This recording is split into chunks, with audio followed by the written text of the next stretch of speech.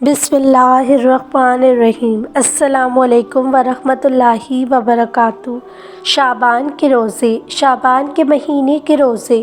حضرت عائشہ رضی اللہ تعالیٰ عنہا فرماتی ہیں کہ میں نے رسول اللہ صلی اللہ علیہ وسلم کو کسی پورے مہینے کے روزے نہیں رکھتے دیکھا سوائے رمضان کے، اور سب سے زیادہ کسی مہینے کے روزے رکھتے نہیں دیکھا سوائے شعبان کے۔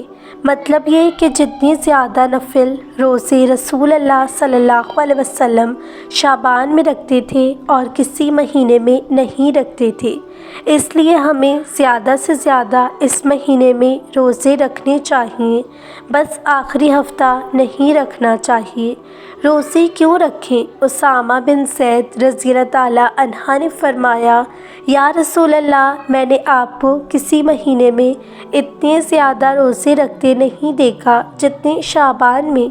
رسول اللہ صلی اللہ علیہ وسلم نے فرمایا، یہ وہ مہینہ ہے جس پر لوگ زیادہ دھیان نہیں دیتے۔ رجب اور رمضان کے بیچ کا یہ وہ مہینہ ہے جس میں عمل اللہ کی بارگاہ میں پیش کیے ہوتے ہیں، اور میں یہ چاہتا ہوں کہ جب عمل پوچھے تو میں روزے سے ہوں۔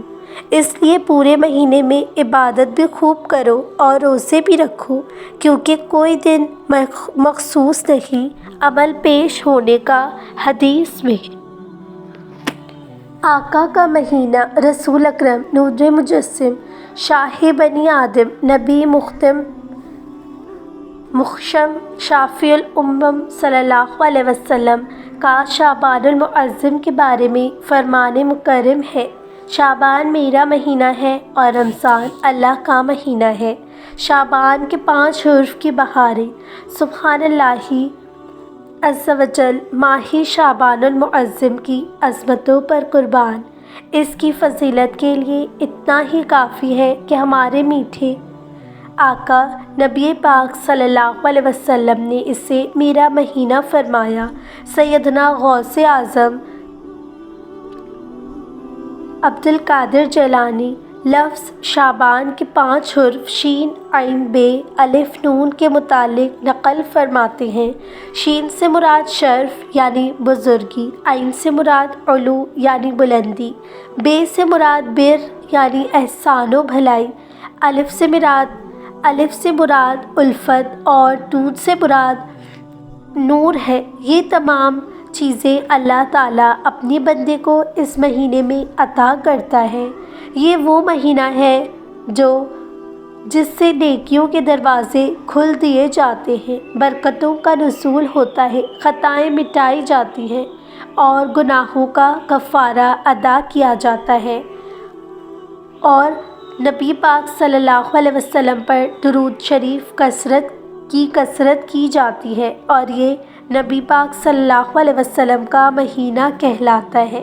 شعبان کی فضیلت۔ ام المومنین حضرت عائشہ رضی اللہ تعالیٰ عنہا سے روایت ہے کہ رسول اللہ صلی اللہ علیہ وسلم نفلی روزوں کے بارے میں یہ تھا کہ آپ صلی اللہ علیہ وسلم کبھی کبھی مسلسل بلا ناغہ روزے رکھنے شروع کرتے، یہاں تک کہ ہمیں خیال ہوتا کہ آپ صلی اللہ علیہ وسلم روزے رکھنا ختم نہیں کریں گے، اور کبھی اس کے برعکس ایسا ہوتا کہ آپ صلی اللہ علیہ وسلم روزے نہ رکھتے اور مسلسل بغیر روزے کے دن گزارتے، یہاں تک کہ ہمیں خیال ہوتا کہ اب آپ صلی اللہ علیہ وسلم کبھی روزہ نہیں رکھیں گے۔ پھر عائشہ رضی اللہ تعالیٰ عنہا فرماتی ہیں کہ میں نے رسول اللہ صلی اللہ علیہ وسلم کو رمضان کے علاوہ اور کسی مہینے میں پورے روزے رکھتے ہوئے نہیں دیکھا۔ میں نے آپ صلی اللہ علیہ وسلم کو شعبان کے علاوہ اور کسی مہینے میں زیادہ روزے رکھتے نہیں دیکھا، یعنی آپ صلی اللہ علیہ وسلم شعبان کے مہینے میں جتنے زیادہ روزے رکھتے تھے اتنے اور کسی مہینے میں علاوہ رمضان کے نہیں رکھتے تھے۔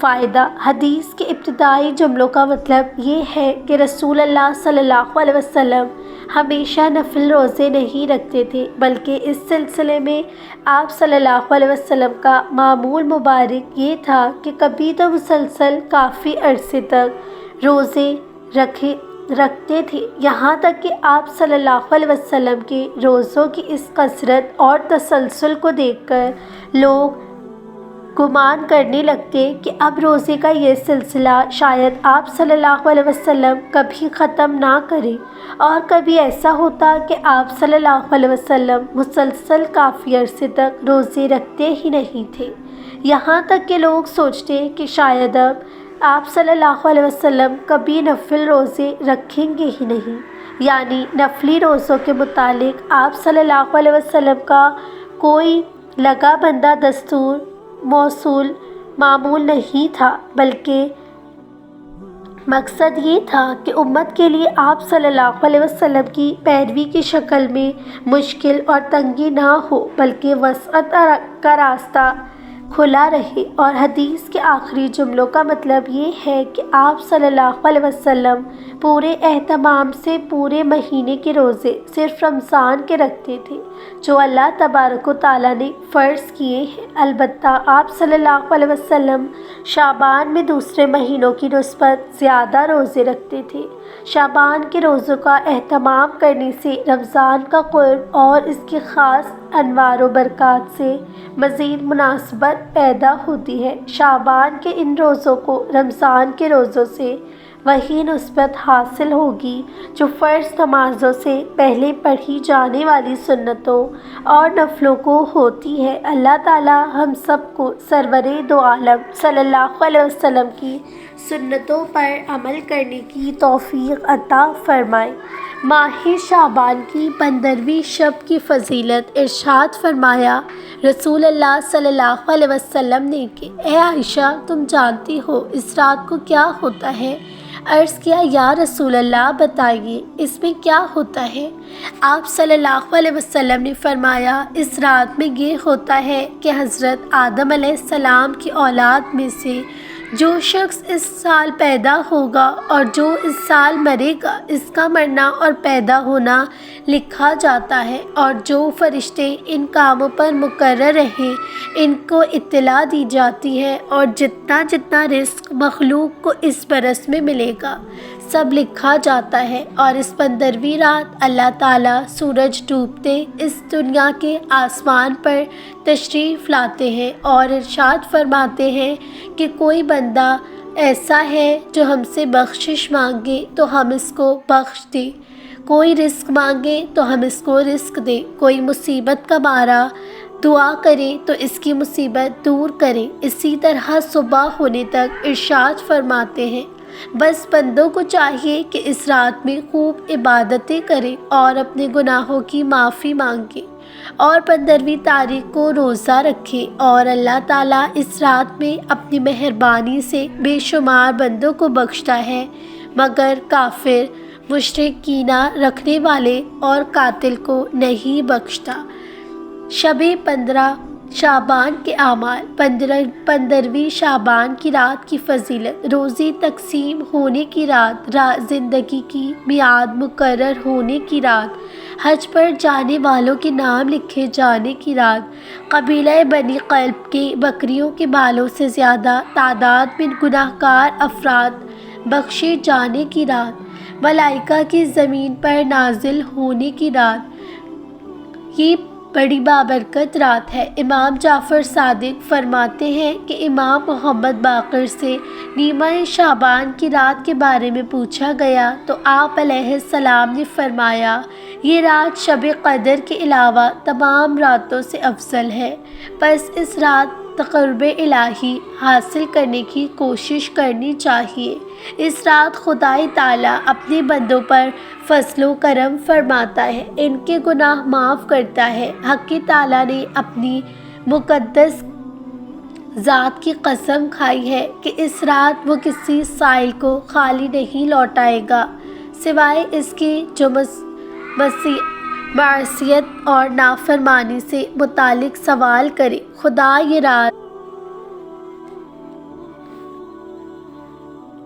یہ رات ہمارے لیے خاص کی ہے، جیسے شب قدر کو حضرت محمد صلی اللہ علیہ وسلم کے لیے مخصوص فرمایا، بس اس شب میں زیادہ سے زیادہ حمد و ثنا الہی دعا کرنا اور دعائے مناجات میں مصروف رہنا چاہیے۔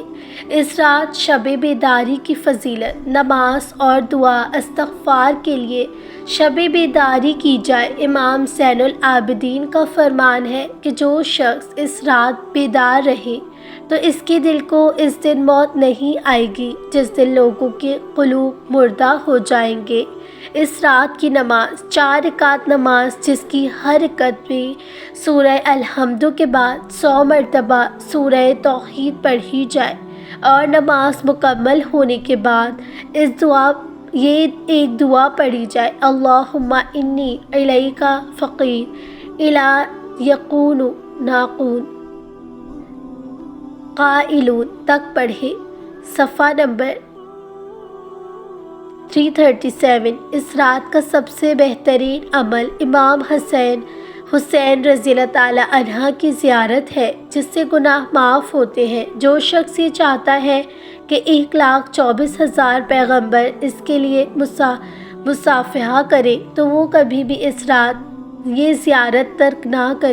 مغرب کے بعد 6 نوافل۔ معمولات اولیاء سے ہے کہ مغرب کی فرض، سنت وغیرہ کے بعد 6 رکعت نفل 2 رکعت کر کے ادا کیے جائے۔ پہلی 2 رکعتوں سے پہلے نیت کیجیے: یا اللہ عز و جل، ان 2 رکعتوں کی برکت سے مجھے دراز عمر بالخیر عطا فرما۔